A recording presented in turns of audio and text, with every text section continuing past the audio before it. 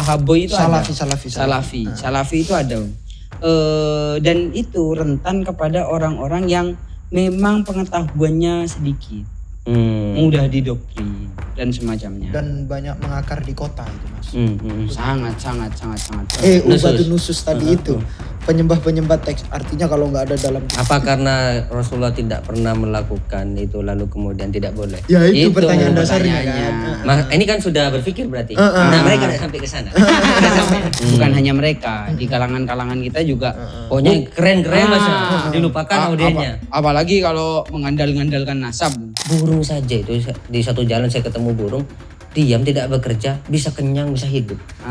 Saya manusia, ada wiridnya juga. Seharusnya bisa Allah. Ya makanya tidak bekerja lagi gitu. Anda ini sufi apa rasanya? Gitu.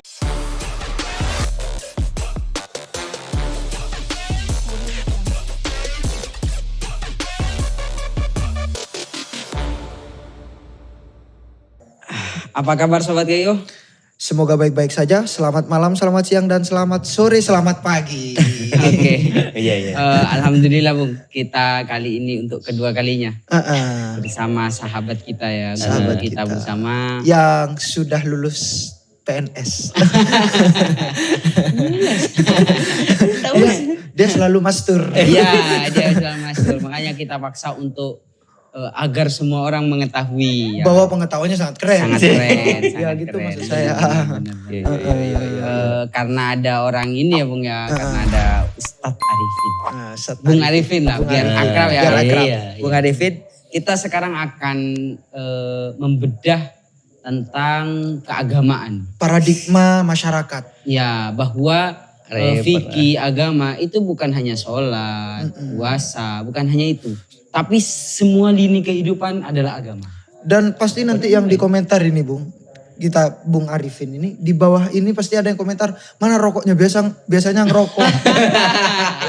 Soalnya kita seakan-akan membicarakan agama itu tidak boleh merokok dan lain sebagainya. Bahwa hukum rokok itu masih hilaf, iya, tapi agama dengan rokok itu kan suatu yang berbeda harus. Dan kita sekarang tidak merokok karena menghormati beliau. Iya benar. Karena beliau tidak merokok. Kita profesional ya. Kita profesional. Kalau memang ada orang yang di sekitar kita tidak bisa merokok, kita tidak merokok. Iya. Oke, gimana nih tentang agama ini? Kok bisa mungkin pertama kenapa masyarakat mayoritas memahami agama itu sesempit itu? Benar.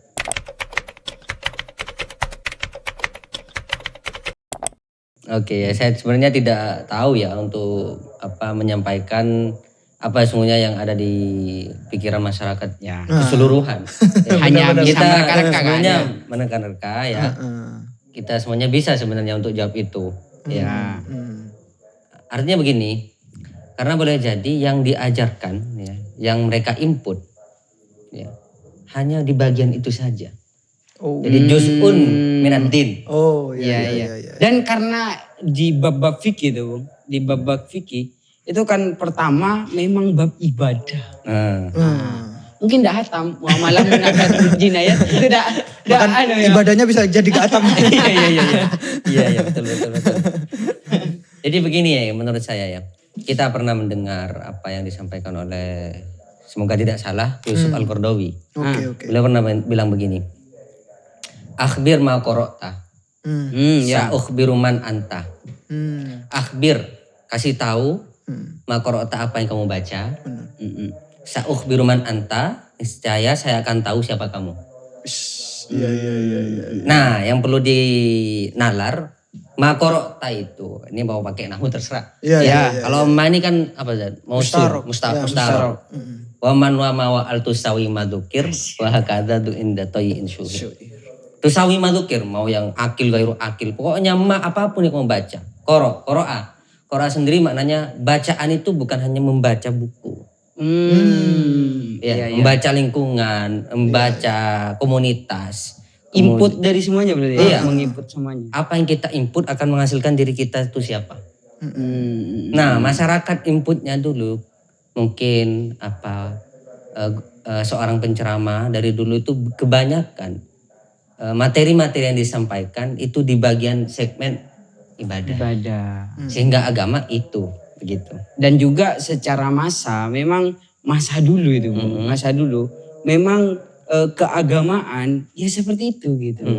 Bagaimana kepada ketuhanan, kan tidak bisa kalau sekarang dunia digital yang begitu semrawut ini, kemudian hanya pakai konsep agama yang seminim itu.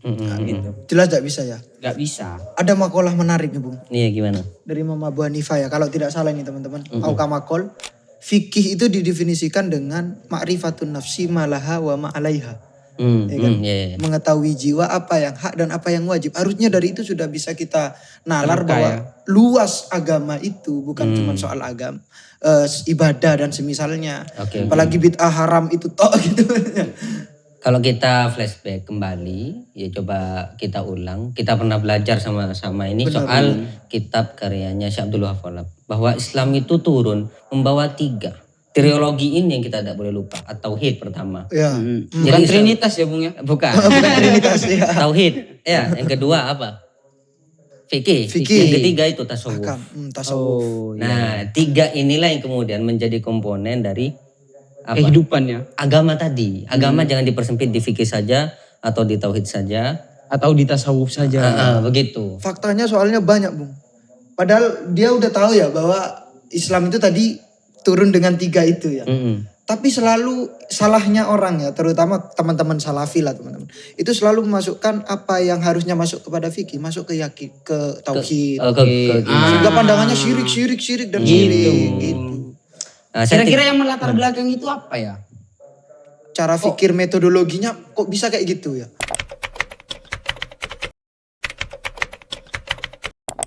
Pernah nggak kamu mikir kayak gitu? Kamu kan sering berpikir. Gini, kita pernah membaca juga karyanya Yusuf Al-Qaradawi juga soal maqasidul fikhi. Al-fiqhul maqasid. Al-fiqhul maqasid. Di situ beliau membagi 3 kategori umat Islam. Ada ad-dhahiriyatul judud, kaum tekstualis. Oh iya. Ya. Ada al-wasatiyah, itu moderat itu ya. Satunya itu kaum kiri itu tadi. Liberal. Kalau yang modelnya kayak salafi yang ketat-ketat itu, ad-dhahiriyatul judud itu, salah satu faktornya ya. Yang disebutkan di kitab itu ya. Karena memang fokusnya di teks ya, tidak memahami sejarah gimana ajaran agama itu dipahami oleh sahabat dan tobaqo selanjutnya. Dia hanya memahami teks cukup, mungkin sejarah memahaminya. Mentok di sana ya. Iya. Nih saya cerita kasih salah satu faktornya. Bilangnya begini, kan salah satu imamnya adalah Ibnu Taimiyah. Ya, benar. Ya, Ibnu Hazm juga. Ibnu Qayyim al-Jauziyah itu. Ibnu Hazm juga. Nah, saking kata Yusuf Al-Qaradawi, saking parahnya kedhahiriannya mereka, ke tekstualitas mereka. Contoh hadis begini, as-sayyibu ya ahaqqu binafsiha wal bikru tusta'danu wa idnuha sukutuha. Maknanya ini kita tahu bahwa seorang janda yang sudah nikah itu dia lebih berhak untuk memilih siapa pasangannya. Mungkin begitu. Kalau yang perawan yang belum menikah sama sekali itu diminta izin, dan izinnya salah satunya faktornya wa idnuha sukutuha. Diemnya aja dianggap izin. Kalau diem itu dianggap iya gitu ya. Nah, coba gimana cara Ibnu Hazm memahami dengan nalar tekstualisnya. Sebelum itu Bung, biar teman-teman paham konteksnya dulu ya. Bahwa apa yang disebutkan tadi tentang menikah. Ya. Tentang menikah, bahwa janda itu bisa menikahkan dirinya sendiri dari teks tadi. Maksudnya gini, tidak ada tidak bisa dipaksa. Tidak bisa diijbar. Kalau seorang gadis bisa diijbar, bisa dikawinkan paksa oleh orang tuanya dan dengan syarat-syarat fikih. Secara tekstualis. Dan seorang gadis itu izinnya salah satunya dengan diam. Diamnya aja dianggap izin. Iya. Diamnya aja dianggap mau. Ya. Saking dohiriahnya memahami teksnya ini, begini katanya. Karena tanda idinnya dia adalah dengan diam. Kalau ada wanita perawan bilang, kamu mau nikah, kemudian dia jawab iya, ini perawan, itu tidak benar. Harus diam. Ada yang memahami begitu. Harus diam. Saking dohiriahnya. Lucu sekali, saking dohiriahnya. Gimana? Iya. Aku tidak bisa berkomentar. Saking dohiriahnya. Iya. Berarti sebegitunya memahami teks itu ya. Iya. Iya. Entah ya bagaimana kok bisa muncul pemahaman itu ya. Ya tadi. Saking dohiriyah. Iya kok bisa saking dohiriyah gitu loh. Ya, karena Padahal ini soal izin gitu. Izin ini kalau iya kan tambah. Ya, harusnya bukan diam iya. gitu loh. Karena mereka gini saja, kalau mau dikerenkan sedikit, tidak belajar usul fikih ada mafhum aulawi. Iya. Gak ada Iya, begituan. benar. Mafhum itu, bahasa mafhum berarti tidak tekstualis. Ya. Sementara mereka penyembah tekstualis. Benar-benar. Begini, saya tambah lagi, kata Yusuf Al-Qaradawi ya. Saya menyebut mereka itu ya, ubudiyatun nusus. Kok tidak disebut dengan tab'iyatun nusus? Kok tidak pengikut? Iya, kok dengan ubudiyah? Kok budak-budak nas? Kenapa coba? Kalau pengikut itu atau talamidiyatun nusus, kok tidak disebut murid-murid? Kenapa? Kalau murid itu kadang mendengar apa yang disampaikan guru, kadang nggak ditulis itu, tidak semuanya. Karena dia mikir. Di filter ya, ada filternya. Kalau hamba, pokoknya Nggak pangeran bisa. gitu kan. Pokoknya Keberkuasaan Tuhan. ya. Iya. Tentang kekuasaan. Makanya itu Mas Heri kepada kita dan kawan-kawannya itu semuanya agama itu harus kembali kepada Rasulullah. Iya. Kepada Al-Quran dan hadis gitu. Rasulullahnya lewat manhaj itu ya. Iya. Yang bercingkrang-cingkrang. Iya, itu. Iya. Tapi sebenarnya apa argumentasi bahwa kayak gitu itu salah pasti. Kalau kayak gitu pemahaman Iya. yang jumud, Yang jumud. tekstualis itu pasti salah. Gini dulu. Bukan pasti salah ya, rentan salah. Rentan salah lah.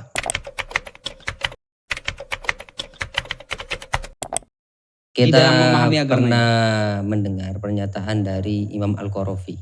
Hmm. Bilangnya begini, al-jumud fil mangkulat. Abadan. Ya. Al-jumud fil mangkulat itu dolalun fiddin, Ya. wajahlun bimaqasidil ulama'i. Madin. Gitu Bu.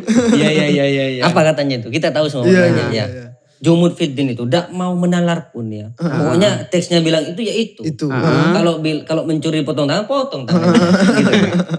Iya. Kalau Nabi dulu menyuruh itu memanjangkan celana tidak boleh. Sehingga pakata sekali. Gitu kan? Iya. Tekstualis itu kan. Jenggot itu ya. Jenggot. Pokoknya kalau Nabi begini ya begini juga gitu kan. Iya, itu tekstualis Jumud banget. yang begitu-begitu itu dolalun fiddin justru. Itu Imam Kesesatan. Al-Qarafi ya. Imam. Kalau Qarafi kan siapa? Wahabi mungkin tidak ada imamnya. Iya. Atau imamnya diragukan. Dolalun fiddin wajahlun ditambah lagi. Iya. benar. Dolal jahil lagi. Jahlun bimaqasidil ulama. Terhadap maksud ulama nulis ini apa? Iya. Karena yang selama ini kita hadapi ya, itu selalu dibentur-benturkan. Seperti. Ngambil pendapatnya Imam Syafi'i itu tidak boleh menurut Imam Syafi'i.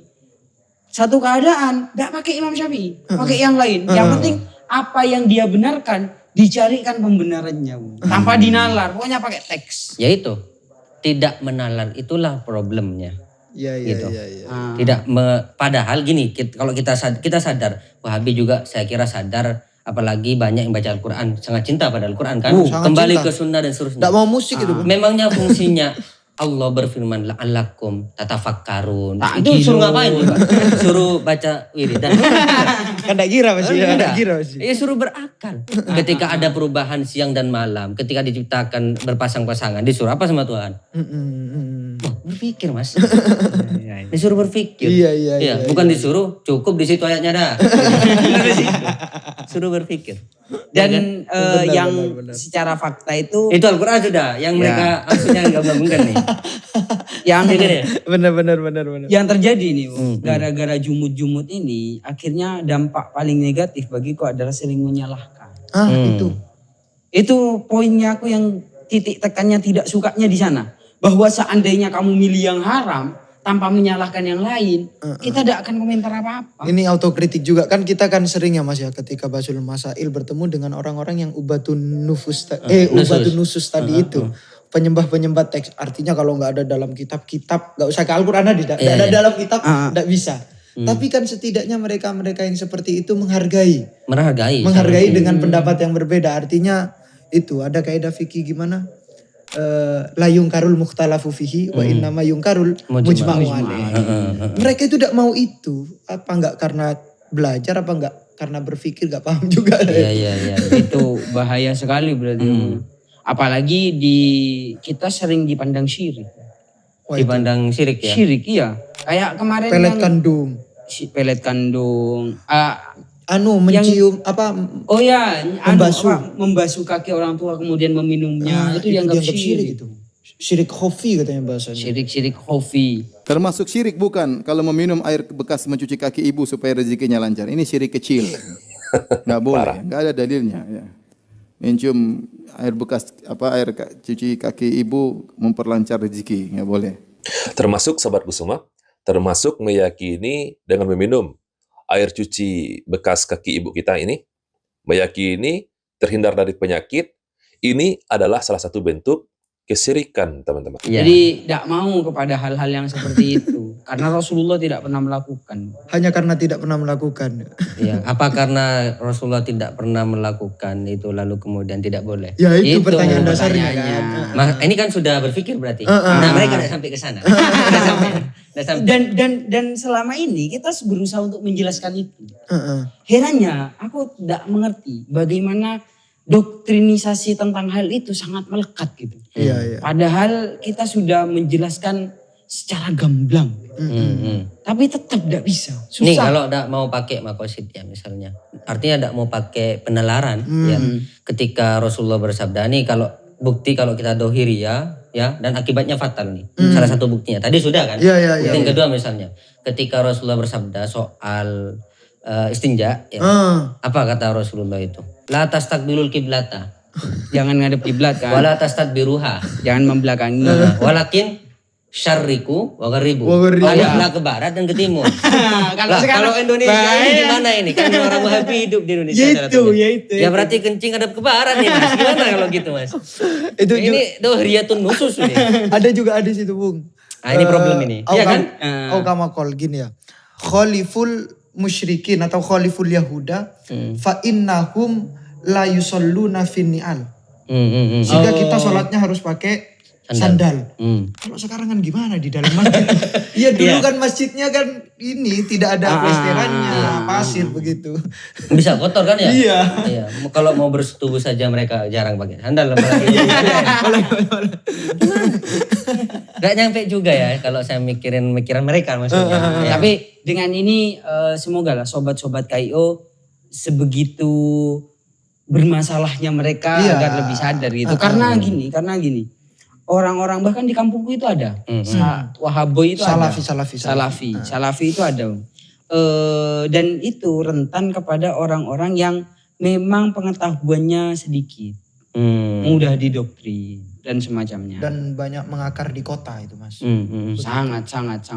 Karena mereka itu ketika bertemu dengan orang-orang yang seperti itu seakan-akan menganggap orang yang berkata agama itu sudah mulia banget itu. Apalagi dengan dalil ini Al-Quran, ini hadis. Sementara kiai-kiai kampung kan tidak langsung pakai Al-Quran, membahasakan hadis. Dengan bahasa manusia. Nah ini saya jelaskan kalau itu tuh.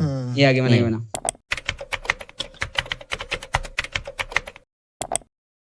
Justru lebih baik kiai kampung, saya lebih sepakat guru ngaji itu menjelaskan agama sesuai nalar masyarakatnya.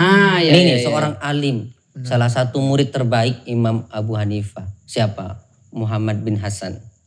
Gurunya siapa? Imam Syafi'i. Apa komentarnya Imam Syafi'i? Laukana Abul Hasan yukallimuna ala qadri uqulihi.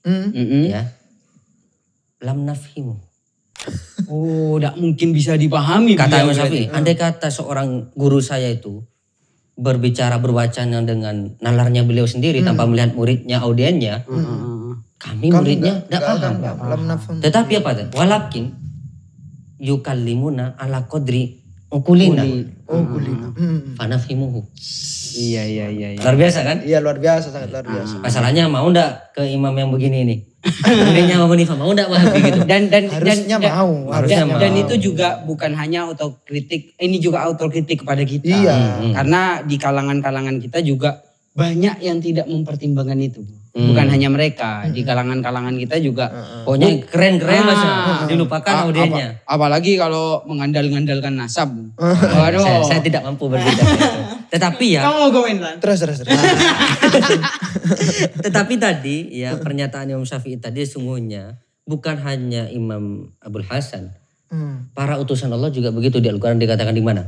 Ma arsalna mir rasulin illa bilisani qaumihi. Coba misalnya Nabi Ibrahim pakai bahasa Ibrani, audiennya atau Nabi Musa audiennya orang-orang Mesir. Tetapi Nabi Musa pakai bahasa Indonesia atau bahasa komunikasi Nabi Musa dengan Tuhan langsung. Gak bisa. Atau Rasulullah bahasa beliau dengan Allah disampaikan langsung kepada manusia. Tidak nyampe umatnya mau paham gimana. Oke. Nah, guru ngaji itu sudah menurut Rasulullah begitu baik. Keren sekali. Iya, itu yang diapresiasi. Di Suudoni itu katanya tidak selalu berpegangan pada Al-Quran dan hadis. Itu jahat sekali begitu. Oke, tapi kita stop dulu di pembahasan itu ya. Kita temanya kan bagaimana Islam itu bukan hanya sekedar sekedar ibadah benar. Bahwa agama juga ada muamalah. Mungkin itu Bung yang dapat kamu jelaskan tentang bahwa agama itu secara semua hal itu dicakup oleh agama.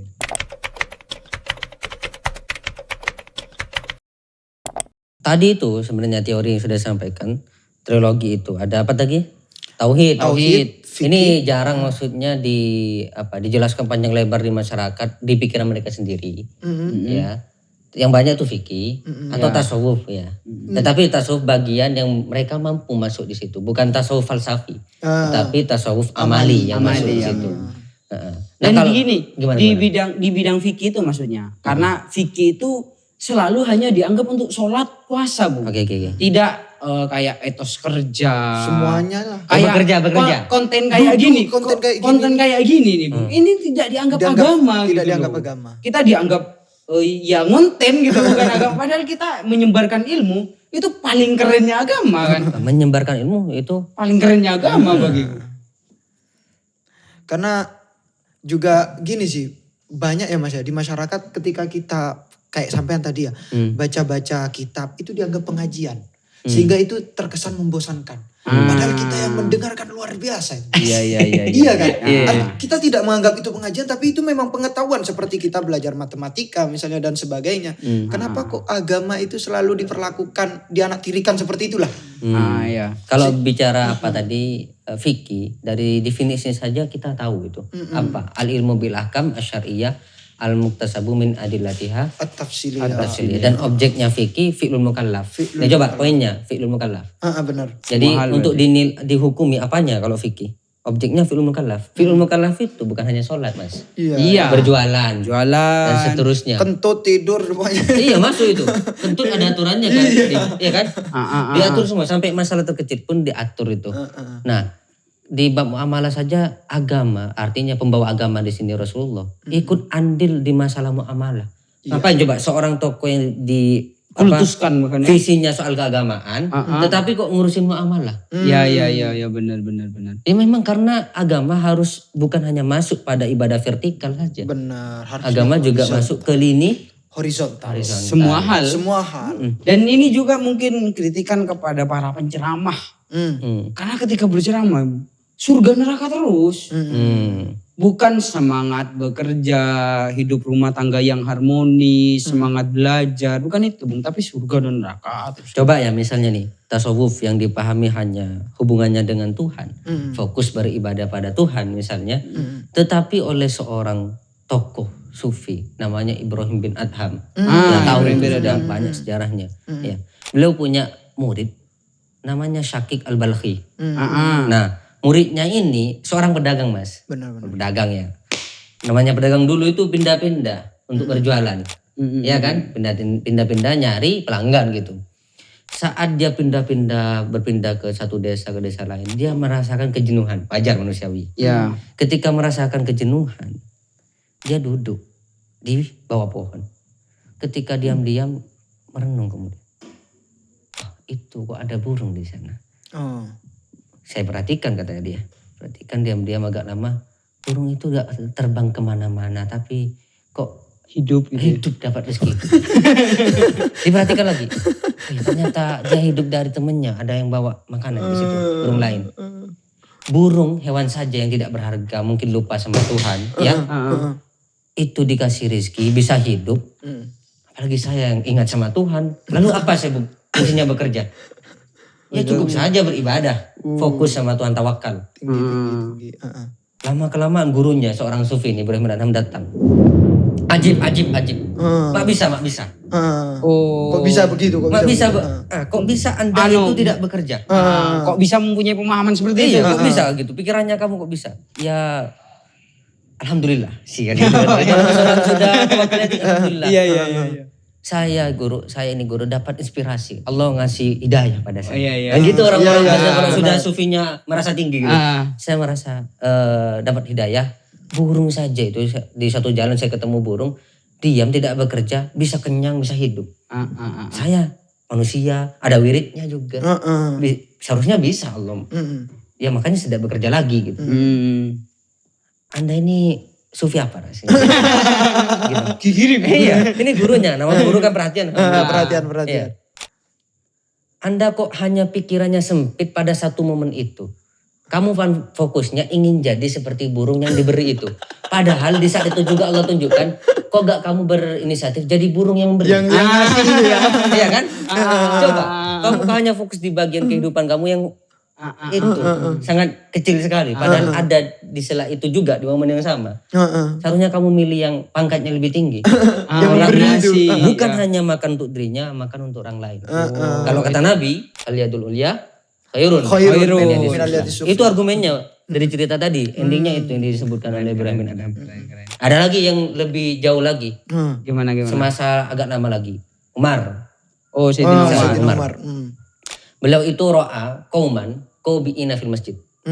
Melihat kaum yang duduk-duduk santai, fokusnya di masjid. Gitu.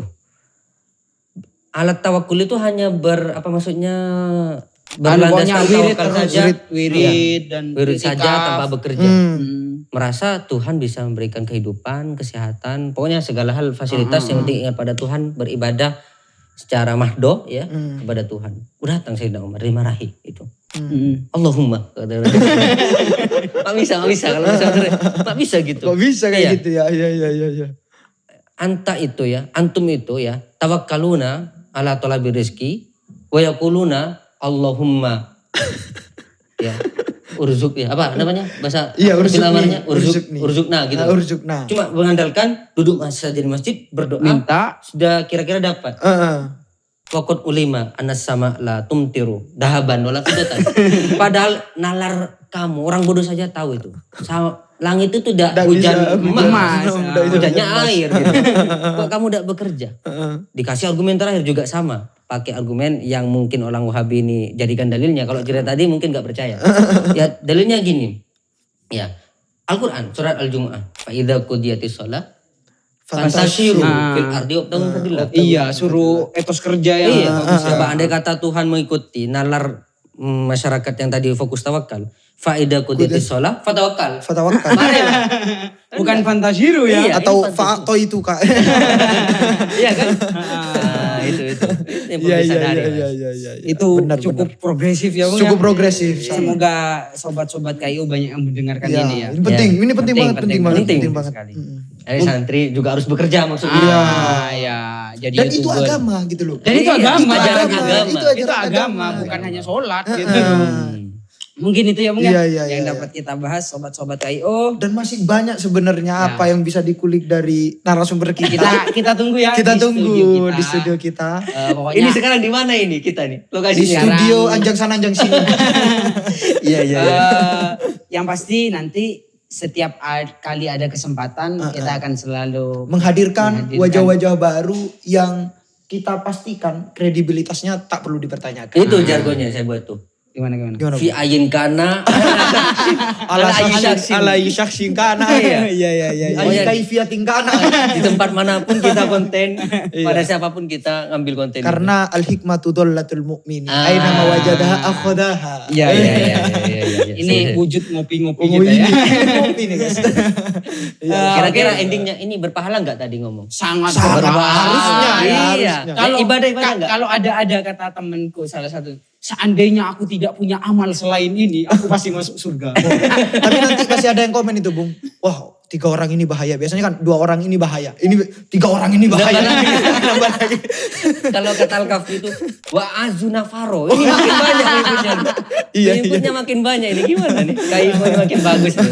Allah. Mungkin itu ya Bung ya. Semakin bahaya soalnya. Semakin bahaya.